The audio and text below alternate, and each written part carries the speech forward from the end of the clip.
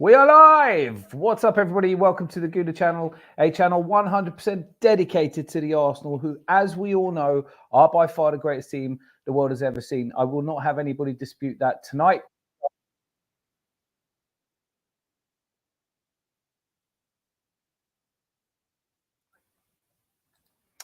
First and foremost, we're going to talk tonight about, well, what's been a fantastic weekend. I just saw Manchester City and Liverpool play out a draw, really predictable draw.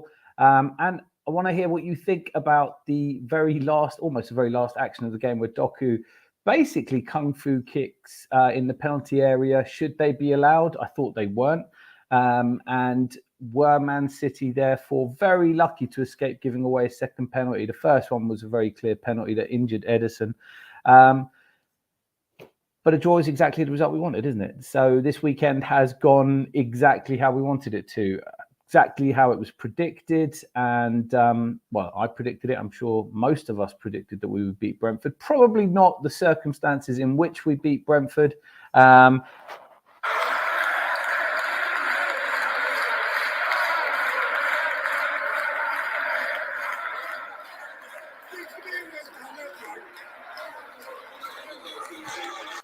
I have been alerted to the fact that there are people out there who find that chant particularly irritating.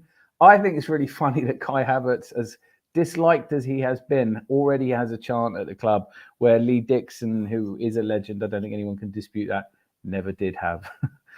Sorry, Dicko, but that's just life, innit, if you're a right back.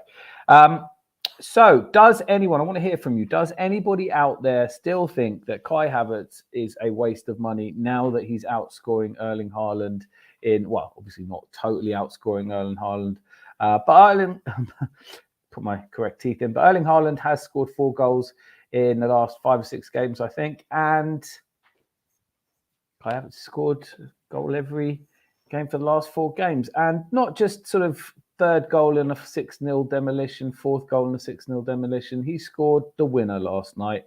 It was an edgy and very nervy. Oh, I've got a Scott. Brilliant result. Just off on a school run and shopping. We'll hopefully get back in time to catch you still on. Yes, I hope so. I wouldn't swap with you. School run. Oh yeah, of course. It's like Monday morning for you. I always forget. The man from tomorrow, everybody. Scott Kirk. Would be great to see you later.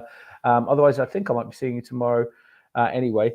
But yeah, so Kai Havertz, does anybody still think he's a waste of money? There's got to be a whole lot of people out there eating humble pie. I was going through the old videos that I've done on Kai Havertz. I'm putting together a sort of compilation of the things I've thought about him. Essentially what it was at the start of the season. I did a video saying, before we'd signed him, saying, I really don't get it. I'm not sure why we would be signing him. I've watched him play for 3 years at Chelsea and not rated him.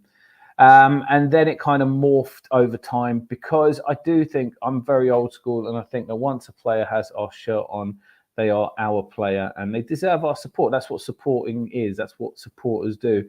And I, even up until recently, and probably even now, I would say I'm still on the fence, but I think watching him score that header yesterday, and it was a bullet header, and he should really be scoring more headers. He's 6'3", 6'4", but it's the way that we play with him up front. I guess my question obviously is, does anyone still think he's a waste of money?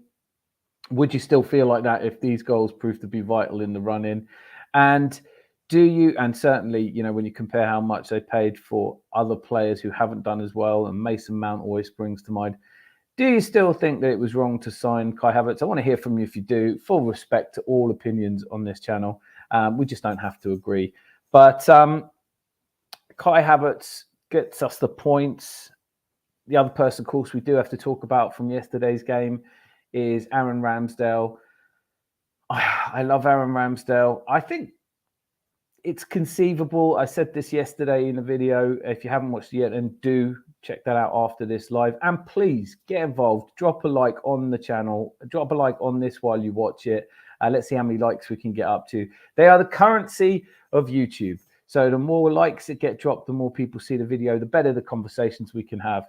And that's what it's all about after all, building a community where we're not just ranting and shouting and whatever else. So, Aaron Ramsdale, I want to hear from you. Has Aaron Ramsdale played his last game in an Arsenal shirt? Because it's really hard for me to see him getting dropped. And I think the Champions League, obviously, it doesn't exactly look like we're going to have a dead rubber in the quarterfinals, semi-finals, or final. If we get to that stage, it's not likely it'll play. Of course, as we've seen this season, goalkeepers do get injuries. We saw that just earlier today. Ederson rushing out quite dramatically, seems to have injured himself. Whether he'll be fit to play us or not, I don't know. Obviously, Ortega's a good backup, but he's not quite the level. And I'm not going to try and pronounce Kelleher's first name. I think it's like Quidmian or something. It's a Gaelic first name. But Kelleher in goal for Liverpool wasn't tested quite as much as you'd expect him to have been tested by the full, Man City juggernaut. But he stepped in quite well after what looked like it was going to be a bit of a disastrous what's the word I'm looking for? When he first came in for Alisson and he conceded 4 goals, it didn't look like he was going to deputise particularly well. Aaron Ramsdale, and I want to reference actually, because I think this is a really, and you can't, football's never straightforward, is it? So first of all, of course, Aaron Ramsdale conceded a horror goal for him, exactly what he didn't want to do coming back into the squad, exactly what you don't want to do as a goalkeeper, and what very few goalkeepers do get caught like that. So perhaps you could put it down to rustiness. But assuming, and it is an assumption, assuming that David Raya hadn't conceded that goal, the 2 saves that Ramsdale made in the second half were exceptional. One from the audacious shot by, I've forgotten his name now, it's a striker and he plays for Brentford, Ivan Toney, without whom we could never win a league. And look, if that goal had gone in, would have been goal of the season, would have been typical for him to do it against us, almost a sort of audition. People would have you believe it's an audition. Personally, I'm not sure we were ever in for him. I think Brentford are trying to drum up business, trying to sell a 28-year-old with 1 good season's experience, an 8-month ban in his locker for 100 million quid just seems a little bit Del Boy to me. But Ramsdale's save was outstanding. He then pulled off another really great athletic save from a close quarters header. So given that he is probably, we can all agree, he is a better shot stopper than David Raya,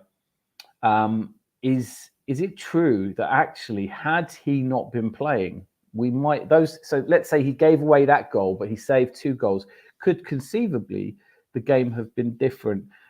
Could we have ended up losing because we had David Raya in goal? We're never going to know. I think it's a brilliant question, Chalkers. I want to kind of analyse it in the sense that going into this game, we really hadn't conceded any goals at all, any shots at all. I think it was 4 in the last 5 games. So to be conceding that many in a single game, it's more than Raya's had to deal with. So he hasn't been tested in the same way. But I said, again, something I said going into the match yesterday, that Aaron Ramsdale's going to have to come out. If we're going to play that high up the pitch, it does mean that your keeper has to come out. I thought first half his distribution was excellent. If Martinelli had been in the end of 1 or 2 of those, we might have been away and clear. And I think he was really trying to show off a little bit. I don't even, obviously benefit of hindsight, and hindsight is always 20/20. You think, why don't you just lay the ball off to Saliba? I don't feel like the defence felt as comfortable around him, which is what people say about, changing a goalkeeper. This is a unit. The unit gets used to a player. You don't really want to swap him out. So would Ramsdale, would the result have been different with David Raya? Let me know your comments. It's interesting to me, the game yesterday was a perfect encapsulation, or sort of a full circling of some arguments. First of all, all of the experts that would tell you that you can't have 2 good keepers. Well, I thought that was strange, particularly when you look at what's happened when Newcastle lost their first choice keeper. Alisson out, have Liverpool looked as solid at the back. And now potentially, I don't think it looked like he'd injured his hamstring, but Ederson might well be ruled out for a little while with a hamstring. Of course, we have this international break now. What are you all doing for the international break? It sort of hit me right after the game. I was so focused on the game against Brentford. Of course, we've still got Porto to look forward to. and we can talk about that as well. But will Ramsdale play in an Arsenal shirt again? I would make an impassioned plea. Aaron, stay, fight for your place. It's easy to look into the future and see you don't get opportunities, but actually they do come up. David Raya may have a mistake or two in him. In fact, a game, one of his first games against City, almost exactly the same thing happened to David Raya. He just got away with it. Sometimes you do and sometimes you don't. I really hope that Aaron Ramsdale decides to fight for his place. But in the end, as a supporter of the club, you just hope that we've got the best keeper. As much as I love John Lukic when he was our number one, I got used to David Seaman pretty quickly. I want to say hello and welcome to DB. Thank you so much for joining and leaving a comment. The argument is over now, but 65 million is not that much money these days. Half a Declan, 1.3 times Brendan Johnson. Very well put. I always find it irritating anyway when people talk about the amount of money that a player costs. I will say that in that first video I did all the way back before we signed him, that I was worried that we could spend the money on Moses Caicedo instead, and I thought we needed that more.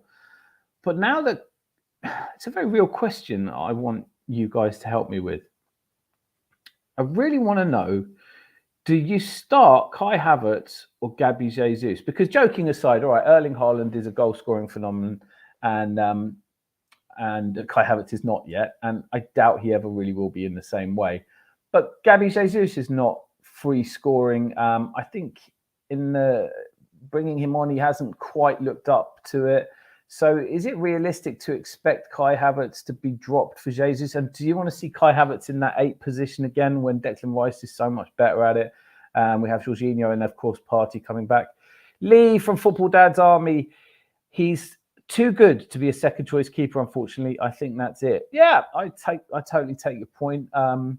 He is too good to be a second choice keeper, but is he good enough to be first choice keeper at a really big club? And he is still young. And I always remember back to just before, the Arteta revolution really started, because, I wasn't convinced by Arteta at the beginning when he'd fallen out with a cabal of German players in the team where, we were playing really badly and we had the game coming up against Chelsea on Boxing Day.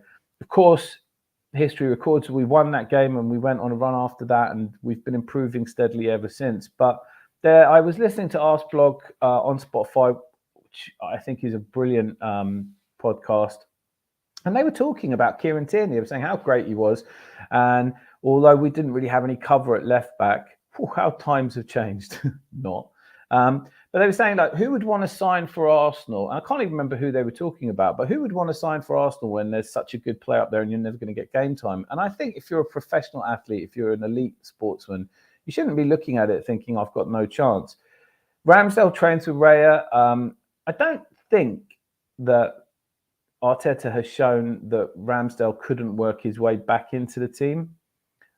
I think that Arteta, just like most of us, is really fond of Ramsdale, and I think if he learns how to do the things that Arteta needs him to do, then and he commits to doing those things during a match in a way that he hasn't done before, then I don't see any reason why he wouldn't. Personally, I'm trying not to have too strong an opinion on this. The evidence of this season would tell me that Raya is better. He's better as part of that defense. I think he fits it better. But, don't you just miss Ramsdale giving it ears to the Brentford fans? Is that part of a problem? Should we be trying to goad fans just to stay concentrated? Are we inviting too much antipathy and generating too much excitement when actually what we really want is a boring 3-0 victory every game? So for me, I do think if I had to put money on it, I think we may have seen Aaron Ramsdale's last ever performance in an Arsenal shirt. And that's kind of heartbreaking because of how much he's grown to mean to us. And I think it's worth reminding everybody that he wasn't exactly an auspicious signing. He wasn't somebody that everybody was like, oh, wow, you got Aaron Ramsdale. It's amazing. He'd been relegated 2 seasons in a row. which is not usually how you go and sign your goalkeepers. But I would miss him. I would miss him a great deal. It'd be really weird watching him play for, I don't know, let's say he's likely to go to a club, a decent club with, West Ham springs to mind in the conversation. Lee, what do you think? Where's he going? DB, love to hear from you. The other thing is I really wanted to talk about was, and just to add the final point there, great character. Yeah, he is. He's a fantastic character. So is his dad. But I tell you what, I hope we've seen the end of parents getting involved on behalf of their kids. Maguire's mum and Aaron Ramsdale's dad doing interviews. Although I will say that on the flip side of that was Diaz's father in the stands today, and a proud father. And I'll never forget watching him just released from his hostage situation, kidnapped as he was in Colombia, watching him watch his son single-handedly tear Brazil apart at home, and the electric atmosphere and him almost collapsing. It was just a beautiful thing to see. But that's as much as I really want to see from parents. I don't really think it did Aaron any favors. Obviously, it didn't do Aaron Ramsdale any favors when his dad came out and said that Arteta hadn't handled it properly. That's not really what you want, your parents getting involved with your boss. But I touched on this earlier. Man City were dominant in the first half today. Honestly, I did have this game down as a draw. Nothing has changed in terms of my prediction mechanism for the end of the season. But that at the end, Doku's raised foot, that surely is a foul anywhere on the pitch, isn't it? If you kung fu kick somebody in the chest, don't you normally expect to get a penalty? Would we have been happy if that penalty hadn't been given? Obviously, I was thrilled the penalty wasn't given because I desperately wanted it to be a draw, because I want us to be top of the league. Yes, we are top of the league going into that match against City. Of course, all three of us have our matches postponed until the 31st. We were due to play Chelsea on the 16th, City due to play Brighton, and Liverpool due to play Everton. It's not clear to me just yet where those games are going to be rescheduled. I see, Lee, you've put in not sure, maybe Chelsea. Yeah, I just think he's too nice a person to end up at Chelsea, surely. I mean, look, is it going to be another one of those tears before joining Chelsea, the Mudryk kind of stuff? I don't know. I am an eternal optimist, but I can absolutely, as I said, if you're watching this, what's wrong with staying at the Arsenal and fighting for your place? If Raya is that much better than you, you've got to go. But if he isn't, then why can't you win your place back? What if Arteta wasn't bluffing? I mean, obviously he was talking shit, wasn't he, when he said that he was going to rotate goalkeepers, because he hasn't. But what if he means long-term he's planning to rotate goalkeepers? I totally get your point earlier, though. He is too good a keeper to be second choice and not get any minutes at all. And, of course, it's going to be difficult for him if he doesn't make the England squad. But so, yeah, let's talk about, should Liverpool have had a penalty at the death? What Man City have that kind of, well, they are the treble winners. They do tend to get decisions. Kovacic's decision against us was just horrifying. Couldn't understand it. This one, to me, it seemed a bolted on penalty. But like I said, I'm thrilled that Liverpool didn't get it. And another topic of conversation I'd quite like your input into, everybody. Why are we not the favourites for the title? I think that will change if we go to the Etihad and win. But if you just woken up from a long sleep, shall we say, and you looked at the table and you thought, all right, one team scored the most goals, conceded the fewest goals, has the best record against the other two, and you make them third favourite, it's weird, isn't it?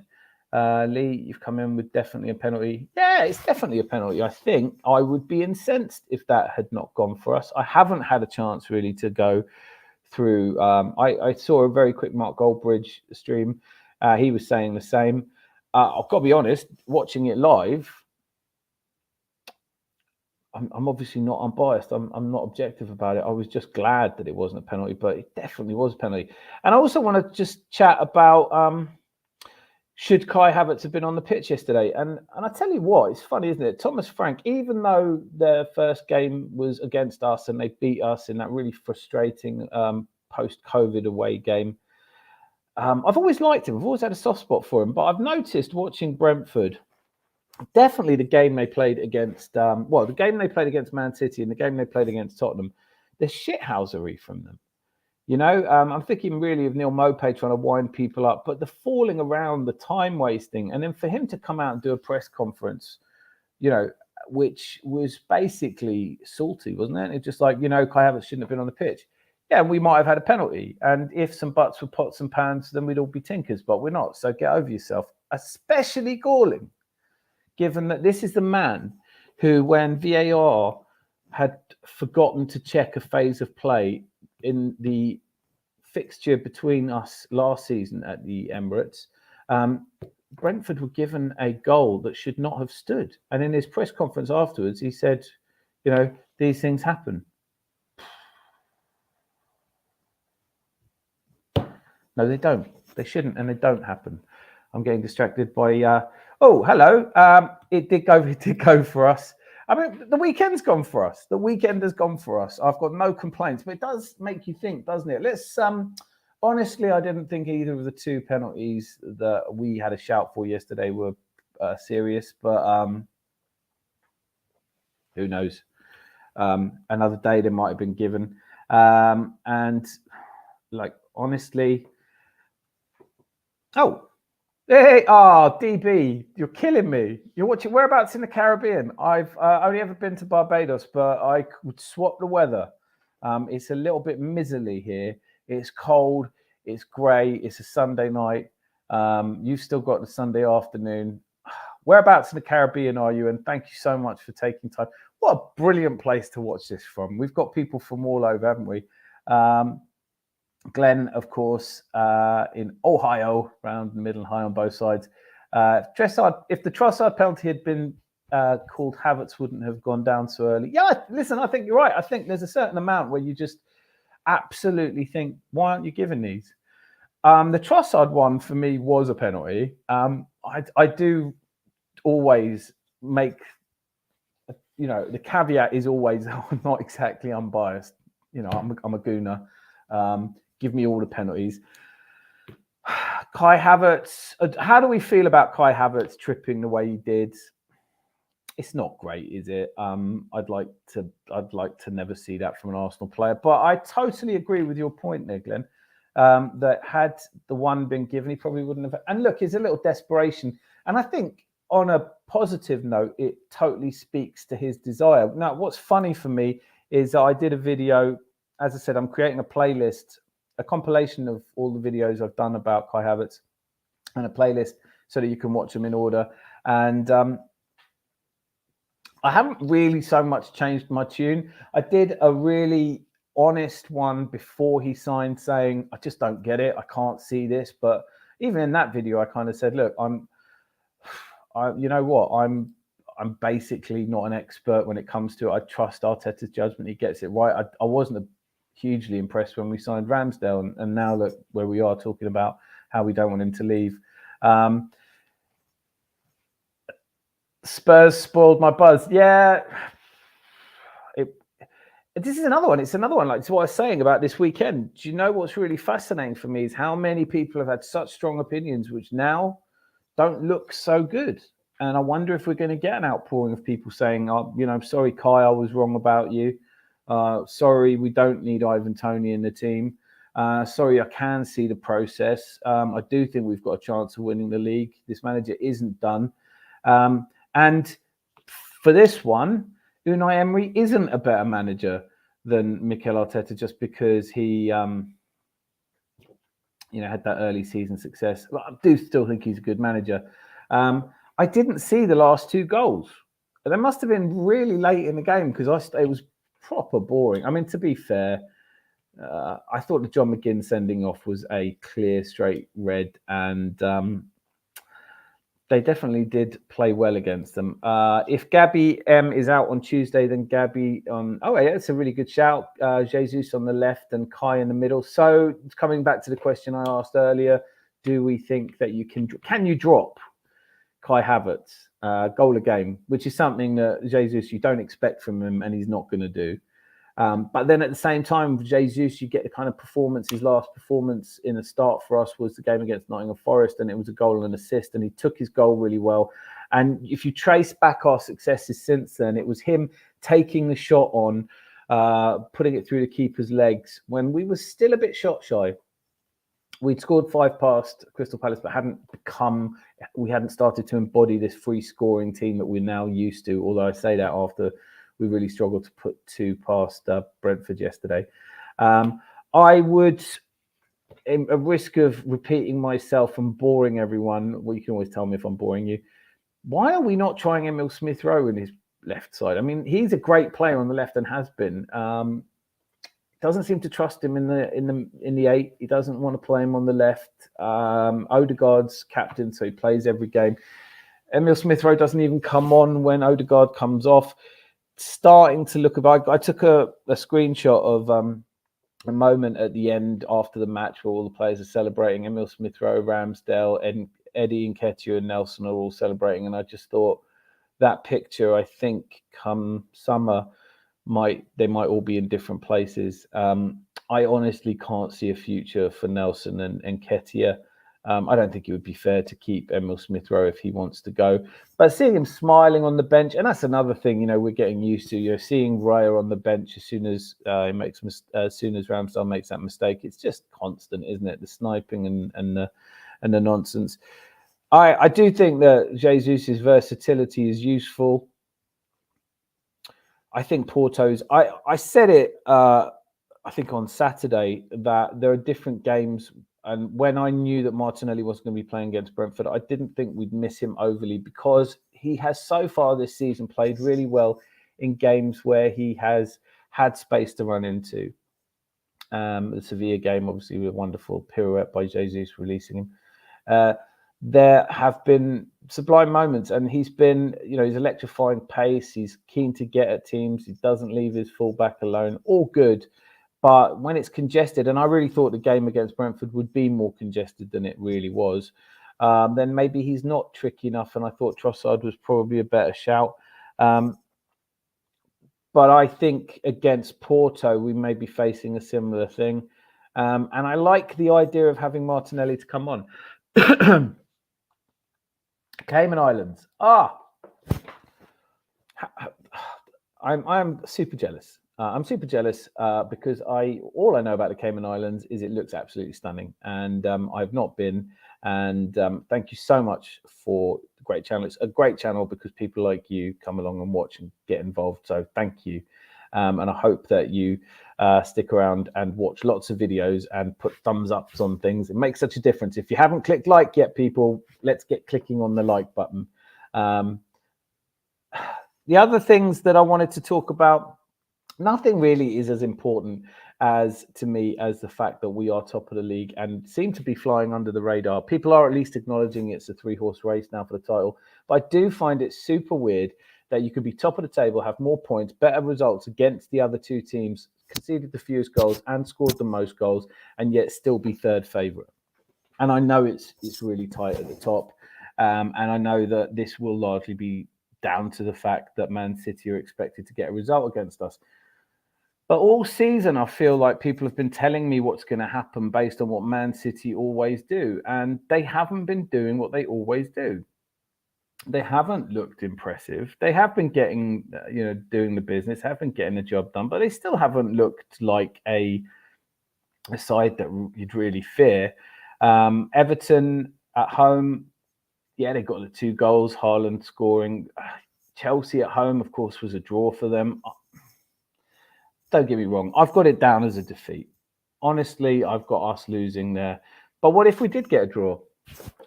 It's likely that on the same day that Liverpool will get a win against Brighton. Although I think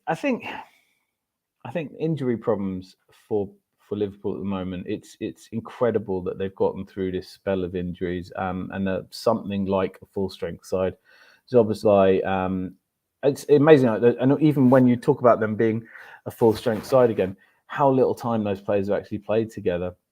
Am I right in saying today was the first time that Endo Szoboszlai had played together with McAllister? That, I think, is, I know Gravenberch is injured. Fascinating how much Klopp has been able to do. And, they might win 4 trophies this season. He is always going to be fondly remembered. I do think, like Pep said, we will see him again, but obviously not in the near future, and he deserves a break as well. Who knows? Maybe you'll have a neighbour over there in the Cayman Islands. Can't get over that. It's such a beautiful. I just have this image now of beautiful clear skies. At least tell me it's raining or something. Maybe make me feel better about it. So for me, the overarching issue is, why are we not considered favourites? Do any of you give us a chance at the Etihad? Because I personally, as I said, I've got it down as a defeat, and I don't think it's the end of the world if we lose to City.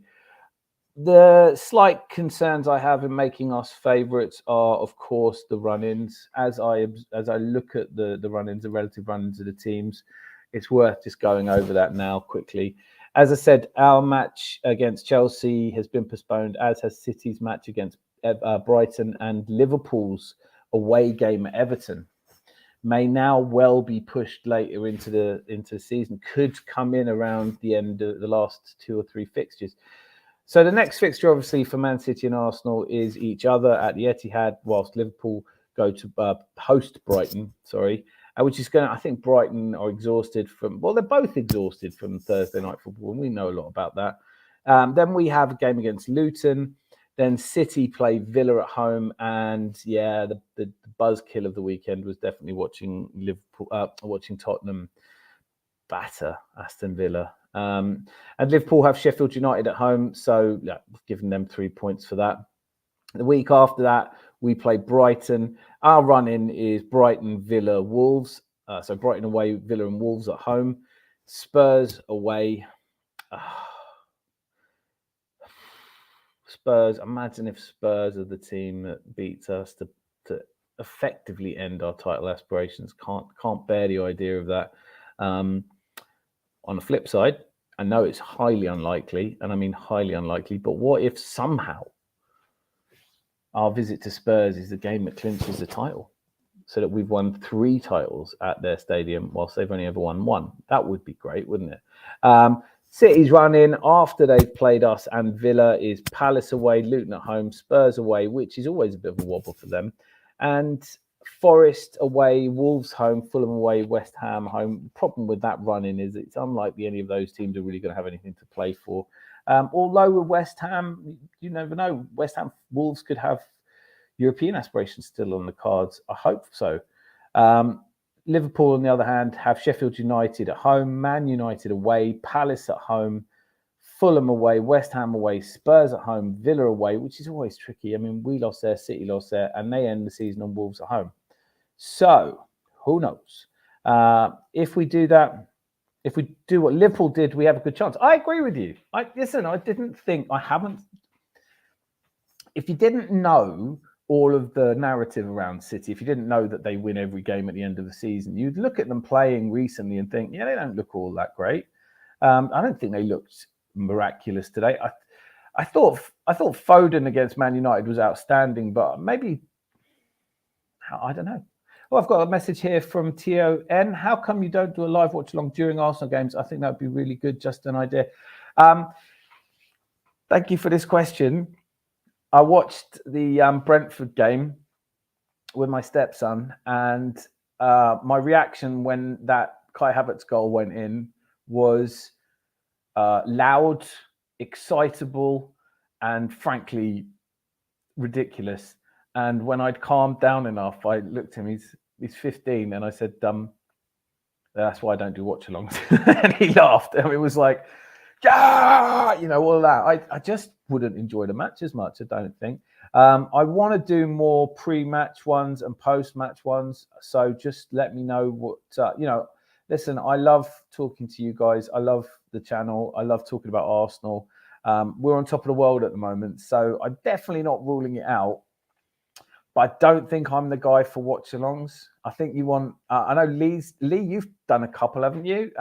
He keeps it together. Also, it does make you realise that how good the commentators are and having stuff to say, because there are long periods where I'm watching and also I do sort of update the Facebook page with what's happening and stuff. So my concentration is a little bit split, but it's brilliant. Tio, I really appreciate you saying that. Maybe we will do one. Maybe we'll all get together and do one. Maybe we'll do the Champions. I tell you what. Actually, is this like a really stupid thing to say? All right, maybe don't. I was just about to say, we get to the Champions League final, I'll bloody do one. That's if I'm not there, which I really desperately want to be.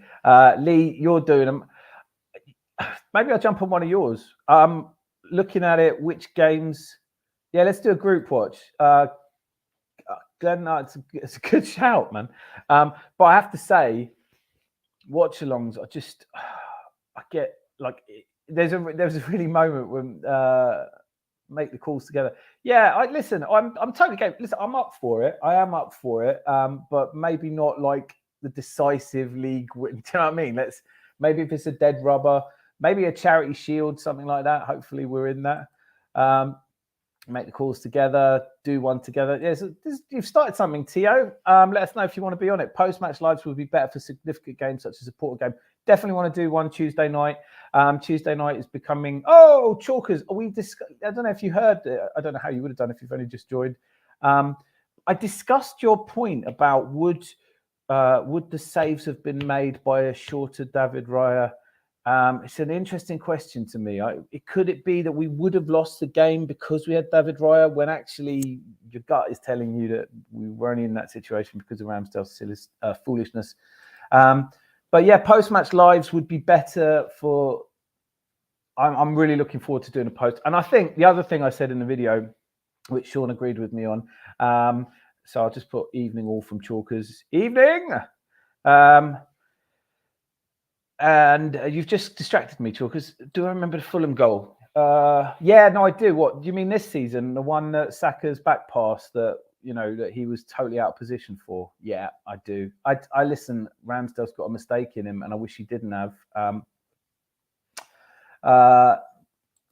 Here we go. Real in the moment emotions make it better. Yes, they do.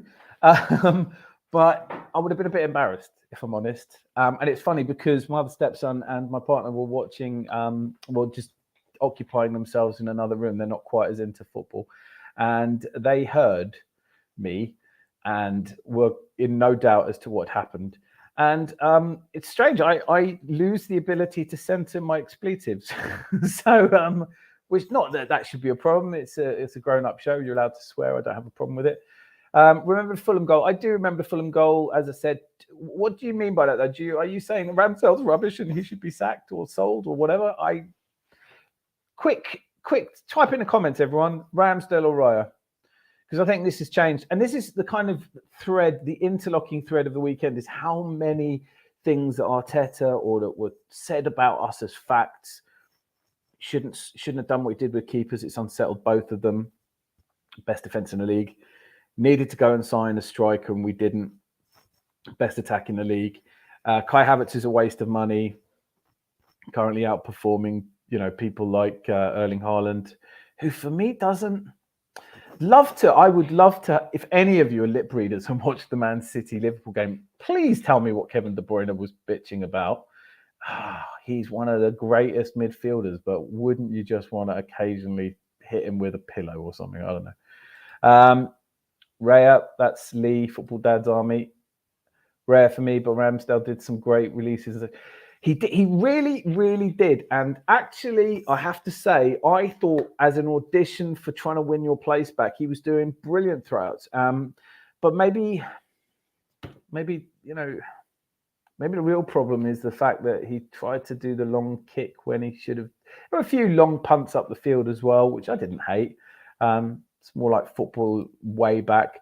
On balance, the team concedes fewer goals than Raya. This is part of the problem. I always have this problem. I 100% agree with you, actually, Chalkers, because look, if it's just true to say that when Raya plays, we've conceded 4 shots in 5 games, and then Ramsdale's in. And to your question earlier, which I thought was a brilliant question, would a shorter Raya have conceded that goal? Would Ivan Toney have had the confidence to take a shot from there against the keeper? Although having said that, David Raya would almost certainly have been further off his line and would have had less chance of saving it. These are all questions that I think they really interest me, because it means nothing is as clear cut as people want it to be. We have a certain amount of trust in the system. Is that where he's gone? Thanks for that, Glenn. I know he was at Sturm Graz, and I've been watching Mika Bireth, and obviously they played really badly midweek on Thursday, and got absolute battering. And I couldn't see Arthur in goal, so I wondered where he was. So he's at Wrexham, is he? Maybe I did know that. I don't really keep a track of the loan players like I always intend to do. I was like, let's make sure we know what's going on with the loan players. I did watch the Premier League 2 game, and I thought Kozia Dubry had some outstanding moments. I will keep talking about Kozia Dubry till he's playing in the first team. They tried to buy him in January. Who? Wrexham or Graz? Because I think they were really happy with him as well. Listen, I've seen him play a couple of times, and he settled right into the Austrian league. And obviously, I don't watch that much of the Austrian football. Wrexham. So Wrexham tried to buy him, and we said no. Well, we have just let Runarsson go. I know. That's why I'm wearing black, by the way, because Runarsson is no longer a Gooner. Runarsson. Different times, weren't they? They were different times. Cast your mind back to the game against Manchester City where he was in goal, and how much has changed, and how fortunate we are that so much has changed. We are top of the league. Say it with pride. As I mentioned earlier in the live stream, when right at the start, every video I've been doing, I've been clipping the very end where Chant says we are top of the league, just out of respect. Is he a huge fan favourite at Wrexham? Didn't Wrexham also, am I confusing myself? Didn't Wrexham also have the keeper with the podcast, Fozcast? Am I completely wrong? I wish I knew more about Wrexham. Do you watch? Are you watching Wrexham in Ohio? That is amazing. Or is this from the? Let me know how you know so much about Wrexham, because did he retire? I don't really listen to his podcast often, but I did enjoy a few of them. I think he's really good. Also, listen, let me know who you're listening to out there, who you really like. I've got my favourites, but they wax and wane. I've always really liked Rory Jennings, but he just seems a little bit mad now. Watch the highlights weekly. First, I did right. Okay, cool. I don't think I've seen them play. The last time I think the last time I saw them play live was the FA Cup game against us, where they knocked us out in 92. Yeah. So always hated Wrexham ever since then. And no, not really, but good that you watch those. Where are we up to? Did anyone else watch the Spurs game? What happened in that game? They must have scored 2 goals really late on. I was convinced that Villa were coming back to it. We are all secret. An Austrian league. The tears, of course. Hush. Yeah. I am a turncoat. My granddad brought me up. My Austrian team was not my Scottish granddad, who didn't give a toss about Austrian football, obviously, but my Austrian grandfather drummed it into me that we were Rapid Vienna fans. Rapidler. So I always watched out for them, but having not spent very much time in Austria over the last 20 years, and went back when I was a small wee boy, Red Bull Salzburg was a team called Casino Salzburg, because they have a casino there, and it was a tiny little club. And I used to likes get 500 likes. Do they? What does that mean? Are you giving me 500 likes? I wish you would. But just one would do, Rod. You're a superstar if you give me one. All of you are superstars if you give me one. But yeah, so Casino Salzburg was a tiny little club that no one really supported. And now that they're Red Bull Salzburg, of course, I'm a huge fan. It is about an hour's drive from my hometown in Austria. which I haven't been to in many years. But yes, so I do occasionally watch Salzburg games. And of course, on UEFA Europa League nights, I will watch for the Austrian teams until they're playing as badly as they were on Thursday. And then I will switch. Bad night in Europe for all the teams, all the English teams. Brighton absolutely hosed by Roma, which is, I can say it loudly because my partner and the boys are out. We are, I'm the Arsenal, me and the youngest at Arsenal, and we've got Brighton in the family, and yeah, a lot of affection for Brighton. Have people started turning on Roberto De Zerbi? Could it be that people are starting to think De Zerbi is not the man for the job? Of course, there are people talking about De Zerbi for Man United. How this is another one. This is another question I want intelligent discourse on. Ten Hag, he's a dead man walking. Surely Ten Hag is not going to be. I mean, every time he does a press conference, I just think, how much more deluded are you? All right, I'm going to skip past some other. So 26 starts, 86 saves, 10 clean sheets, 24 goals allowed. Well, that's too many goals. Who are we talking about? Is this still Arthur Okonkwo? No, 26 starts. Who are we talking about? That's David Raya? No, David Raya hasn't played 26 times for us, has he? Or has he? Please let me know. Because I thought Raya was on 9 clean sheets, but that could... I don't know how many saves he's made. I hope you haven't been counting them. Just watch the game. We can beat Man City at their place this time. Yes. Yes, I think we can. You know, it's not a bigger event than... Oh, you were talking about Okonkwo. Okay, got it.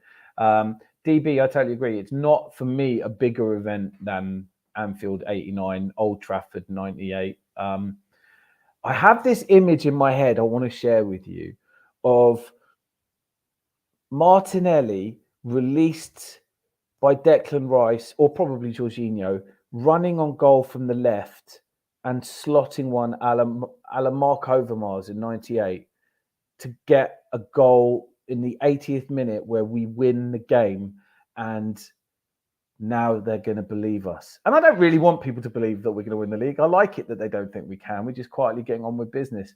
But I do have this psychic ability that has only just emerged recently and has done me no good at all with lottery numbers or even match betting before. But I do really, I think, can we all just have that in our heads for the day? And I can't believe it's nearly 3 weeks away. I know we've got the Porto game, but after that, there's this long, sluggish, long, drawn-out international window. No idea who's playing or why. I mean, all the qualifications have been done, haven't they? Okonkwo, you were talking about Okonkwo. Would a dislike be disproportionately helpful for the algorithm? Do you know what? Probably, but it's also incredibly hurtful. I am easily wounded, Chalkers. Please don't dislike anything. I mean, obviously, you're free to do as you wish, if you wish to. Yeah, no, I get it. You're talking about Okonkwo, but it's stunningly close to the numbers that I think probably... Are they not close to the numbers that... I don't know how many saves. Obviously, no, of course, Raya hasn't made 86 saves. He hasn't had that many shots to deal with, but clean sheets is all that really matters, isn't it? And I am still gutted for Aaron Ramsdale, but what a redemption arc, what a story. How great to be an Arsenal fan, to have these moments. And to develop that theme a little bit more, I thought that after we absolutely annihilated Sheffield United and City had somehow beaten Man United, who are dreadful, let's be honest. Ten Hag, I don't know what he's thinking, but when he comes out and says, you know, if we'd had our players fit, we would have won 75% of the games. Yeah, you'd be champions. Yeah, you'd be the best team in the country. Anthony would be dancing circles around goalkeepers and scoring for fun and doing this little pirouette move in the penalty area. I'll take one of whatever Ten Hag is drinking. I've lost the train of thought, obviously, but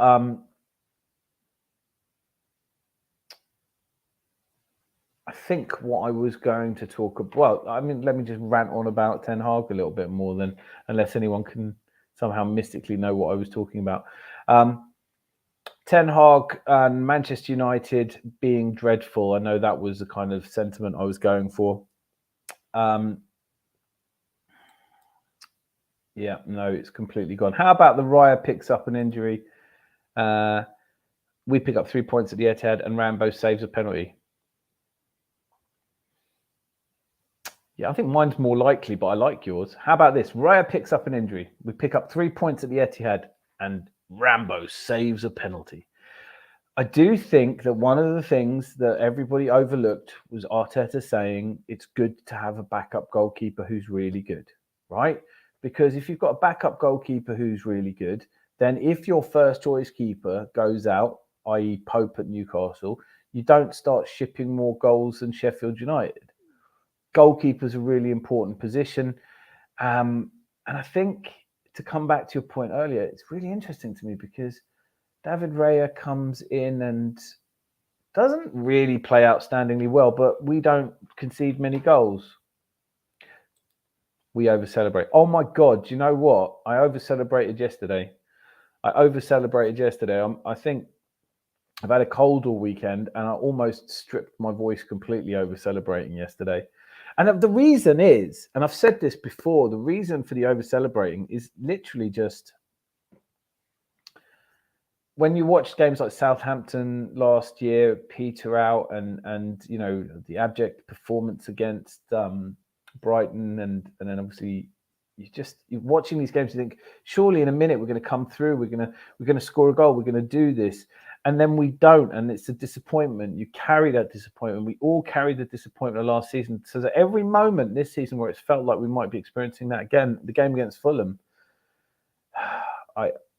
I really honestly, it was such a release of tension and fear and exhaustion and the chaotic kind of thank you that it's not the same, because there's no getting around this. Whether or not our result put pressure or emphasized the pressure on the teams, Liverpool and City, that played today, I'm not sure. But I know this: if we dropped the 2 points yesterday, I just didn't see us winning the league. As it is, I hate to say it, but I've already predicted that Man City will win it. Post-match format, love it. Nothing else. Good straight after the game. Yeah. Do you know what? Let's do it. Let's do it as soon as the Porto game finishes. We'll be here, and hopefully you can join us. What is the time difference for you? It's like 5 hours or something. It must be -5 GMT. And the clocks go forward soon, and it's light after work, and I can walk home in the light. It's nice. Things are nice. It's not all terrible, but I'm not sipping a Bacardi Breezer in a beach hut. Well, my favourite ever Arsenal game, I actually watched the 95 Cup Winners' Cup in a shack on the beach in St James's in Barbados called the John Barnes Cafe. And I shit you not, I met this guy and I was a bit gloomy, and he said, "Why are you so gloomy?" And I said, "Oh, it's because Arsenal are playing the Cup Winners' Cup tonight. My girlfriend had insisted that was the only time she could get us tickets, and to Barbados. It was a nice holiday, and I'll turn it down." But he said, "Oh, come and watch it at John Barnes Cafe." I'll walk into this shack on the beach, little telly. It was only black and white, but the guy was a dead spit of John Barnes and knew more about football than I think the real John Barnes did. And it's always brilliant where you go to far-flung places relative to your little home in North London. And you obviously North London, we all support a North London club mostly, apart from the ones that support Man United, but they're not real fans. I stand by that. But when you meet people in Indonesia or the Caribbean who love Arsenal every bit as much, and of course the massive growth in our fan base in places like United States, Glenn, all about that, and I just love it. I think it's fantastic. Just to hear the different ways of saying Arsenal, even because I know that for North London it's always Arsenal, so that 2 syllables, but then it becomes Arsenal, which is kind of cute, but can be irritating at times as well. Post-match format, I love it. Gives me a chance to talk to you guys about matches, what's coming up. What are we going to do in the off season? I've got loads of ideas for videos that I just never get around to doing because of the break. I might have a chance to do that, but it is going to be tough waiting all that time for a game against City, which that is going to be one anxious game. That's one I don't think I could do a live. I mean, if we were doing it all together, if we were all on a watch along together, and I didn't, I could be quiet for the key moments. But I don't know about you. I tend to get irritated. There's that brilliant scene, and I'm sure we've all seen the film Fever Pitch. And if we haven't, make that your destination viewing. It's a brilliant, brilliant film. I don't need to tell you. But there's a bit at the end where he can't decide whether he wants to sit and watch the game at Anfield, and he's complaining, and his mate's like, well, "Go then, just go." And I think I'm both of those characters in different measure, But yesterday I was really proud of myself, and not to get demonetized or anything, but on the 70th minute, I found myself going into this kind of, this is going to be another one. They're wasting time. They'll probably only add on 5 minutes. We won't score. Bring on players that just, Reece Nelson isn't the game changer just because he did it once. I think we've all seen that he isn't the game changer regularly enough to come on. And I just thought it was going to peter out. I thought, no, I'm not doing it. I'm staying positive. I'm going to put a little sum of money with a local bookmakers that Arsenal will win. And I think that made the difference. I think, joking aside, I do think that it's our job to stay positive. DB, I know I'm waffling a little bit when I don't know why you're saying Raya to me.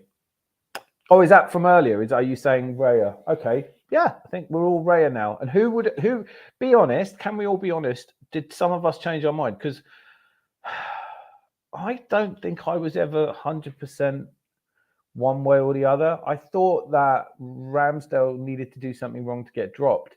But what's really interesting is in the first 4 games of the season, I felt Ramsdale was probably our weakest player. And you could say it's because he knew there was a player coming in or not, but he wasn't the keeper at the back. He wasn't an Alisson type keeper. So when Raya came in, I think it's weird as an Arsenal fan. There are so many nonsense narratives, aren't there? I mean, first of all, everybody and his dog is trying to sign David Raya because he's one of the best keepers in the league and his distribution and blah, blah, blah. Then we actually signed him and everyone's like, didn't want him. He's rubbish. What'd you buy him for? You've already got a keeper that's better. And then we had ages of people talking about how there isn't much difference between them. Well, that's good, isn't it? You don't want a huge drop-off. I think for too long, we've had too big a drop-off in the number 9 position, which I'm not sure we've fully resolved yet, but Kai Havertz, it's his to lose now, isn't it? If you're up there and you're linking play well and you're scoring goals, admittedly you're not scoring all the goals you should be, but I will always back a striker that takes chances. What a performance from Ben White, before I forget to acknowledge that again. Benny Blanco, Ben White, Ben Tan. Just what 2 deliveries when you need them most. I'm going to say now, I have no idea who England are playing in this international break. I am an England fan for major tournaments, and of course I want to see them do well in them. But I do find international football somewhat tedious when there's nothing at stake. I mean, what is a friendly game? Why don't England play the MLS All-Stars? That'd be far more interesting than watch us play. I have no idea who we're playing. Or maybe I will be excited. Maybe it's Brazil. Who are England playing in the upcoming? Let's ask my phone. Who are England playing? Who are England playing in the upcoming friendly international? It doesn't even know. So no one knows. No idea. Oh, bloody hell. Yeah. Brazil. No, they're not, are they?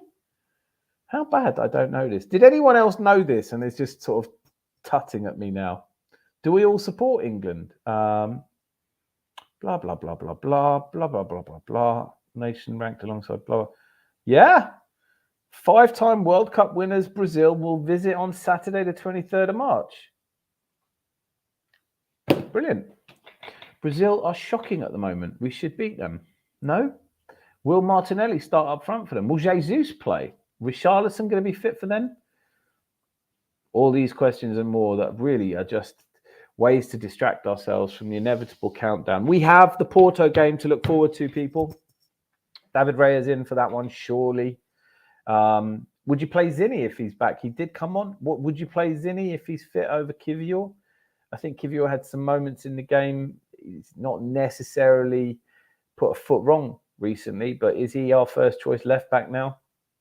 Ben White has to play, obviously. Saliba, I think that he's been so immense for us. He hasn't missed a minute this season, has he? But Gabriel, when it comes to passion and what I think of Gabriel, not a direct comparison, obviously, as our Tony Adams, and I think of Saliba as our Stevie Bold. And I hope they stay a similar amount of time. Midfield, would you play Georgie? Is Thomas Partey going to be fit enough? Do we need a whole? I mean, aren't we just going to be all over them? And Declan Rice in that 8th position alongside Martin. Already touched on this. Do we play? Is Martinelli? I think Martinelli would be fit enough, surely. But otherwise, we do have options, as already discussed, with Jesus playing left. Although I think he's better on the right, isn't he? And Bukayo Saka, our star boy. I did also, and for those of you who watch the channel regularly, you know that I don't really do clickbait, but I would like people to watch the video. And I have noticed that if you do a clickbaity title, you get more people watching it. To it, I have had some very funny comments. It is astounding to me. Let me know if you ever do this, and you shouldn't do this. Do you ever just see the title of a video and think, I'm going to comment on that? Because that happens to me all the time. I got some really good comments, but I did a clickbaity one about, I woke up in the morning and I watched a news report on a live on a channel that I quite like, another young up and coming channel, and he was talking about how his title was as clickbaity as mine. Arsenal had been made an offer they couldn't refuse for Bukayo Saka, and I was like, that's just not even possible. There is not an offer that we can. I would refuse any offer. If you put 500, I'm saying this, 500 million on the table for Bukayo Saka, I wouldn't let him go. He's family. You can't just let family go for money. There's got to be standards, people. But I got so many people saying this will never happen, which is basically what I spend the entire video talking about. Did you see? Did you see Saliba's? I didn't see it. Kai's dive comment, shades of Wenger. I didn't see that, actually. No. Is that something that he said in an interview? You don't really see Saliba interviewed. Do you mean Arteta? But I love it. Why would you say? You're not going to say, yeah, I saw it, he dived. That's a ridiculous thing to say. Did you see Saliba? I didn't see it. Kai's dive. How do we feel about... Should Kai have got a red card? Let's be honest. Probably yes. Lee saw it. So how come I didn't see it? When was he interviewed? Was he interviewed after the match, in the post-match? See, this would be downside of doing lives. I was making a video after the match, so I must have missed all of the... I haven't had a chance to catch up yet, but some of these post-match press conferences and questions are just stupid, aren't they? I mean, it's basically giving the manager a chance to say what he thinks is wrong. I could write a book on it or something. Didn't Arteta say we would have to discuss a book? Sometimes his English lets him down a little bit, particularly when it comes to referring to his gut feel. It's always talking about in his tummy, which always... Perhaps we start a campaign and just get him to use a different word instead of tummy. I'm talking about the Saka video.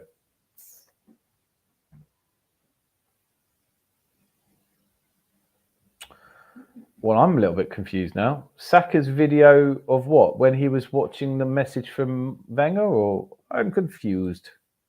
Not for the first time in my life. And Brentford Nylons players should have been sent off for time wasting. Yes. Yeah, well, they should have. Yes. And also, if you're going to be responsible, where has this started for Thomas Frank? Is he just under pressure now? I know they're having a bad season, but this shithouse, it's not something I relate to with Brentford. I think they've always played attractive football and played well. And now they seem to be resorting to kind of gamesmanship and tactics, which I understand in their position, but I don't like it. And Thomas Frank's always been somebody who I think incorrectly have just assumed is a very friendly, avuncular kind of person who's easygoing and likes good football. But on the evidence of what I've seen from his teams this calendar year, he's a shithouse. The Mr. Arsenal podcast, brilliant name.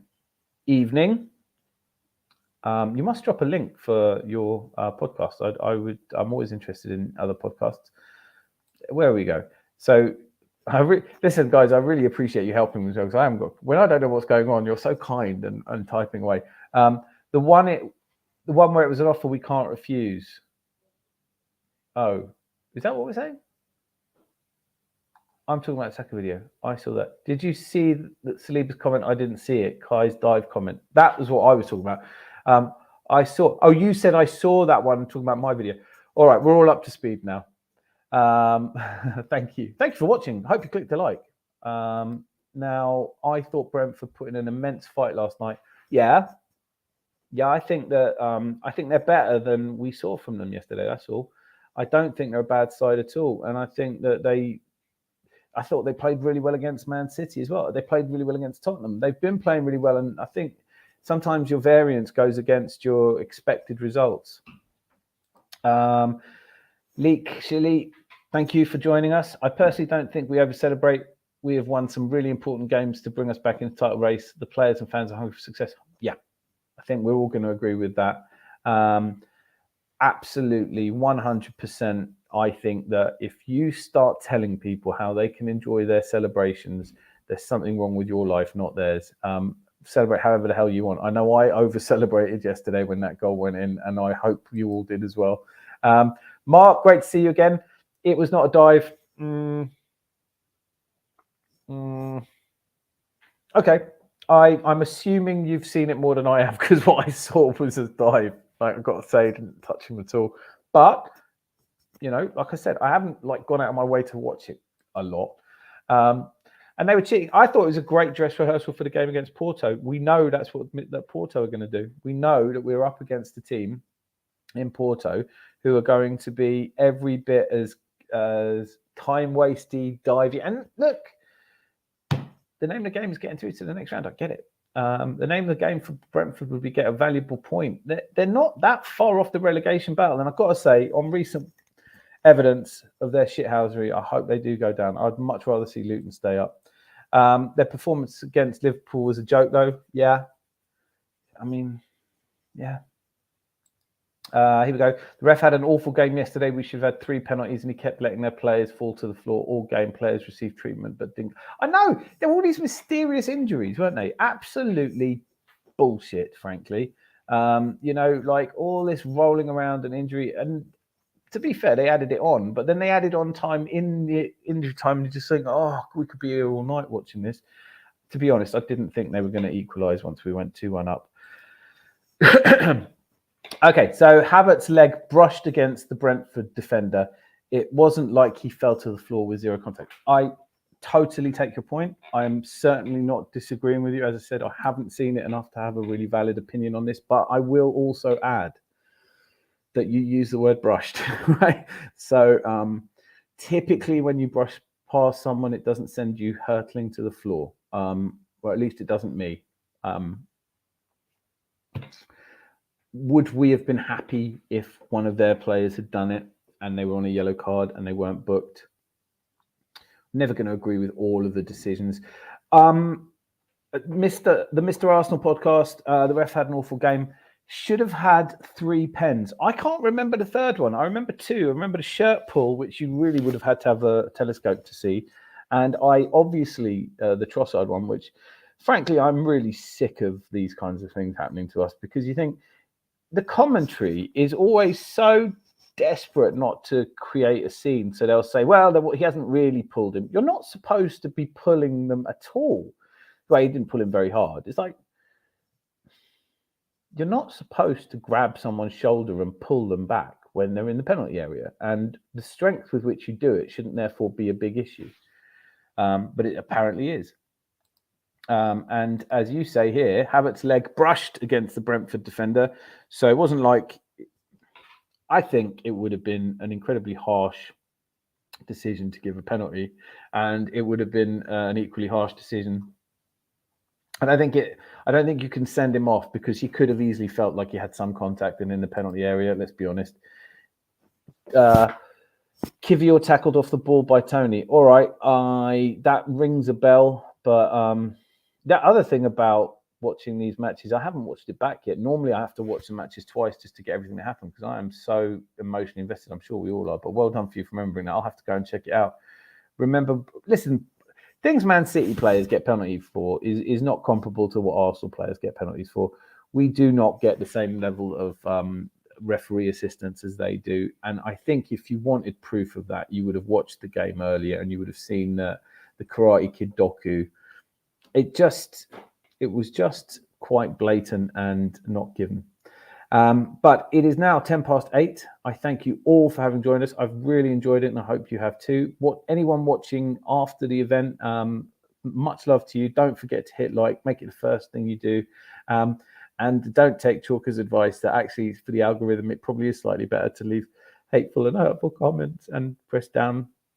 It is the end of the weekend. We have only a couple more days until we take on Porto. There will be a live stream on Football Dad's Army's channel. You might want to leave the link there, Lee. We're going to do that. I think I'm going to try and be on that tomorrow. And then after the Porto game, hopefully celebrating, but otherwise commiserating together on another failed effort to get out of the last 16. I'm still hugely optimistic. And then we've got to figure out what we're going to all talk about for 3 weeks. Well, I mean, England-Brazil's interesting. I'm definitely going to watch that. But who cares about friendlies? Why play kickabouts? Doesn't make any sense. Anyway, thank you so much for making this as enjoyable as you all have. I hope it's been equally enjoyable for you. If it was good for you, it was good for me. Until I see you again, be lucky. And I said that I'm going to say it, be lucky. But now I click end stream, and there's always this really awkward moment with before.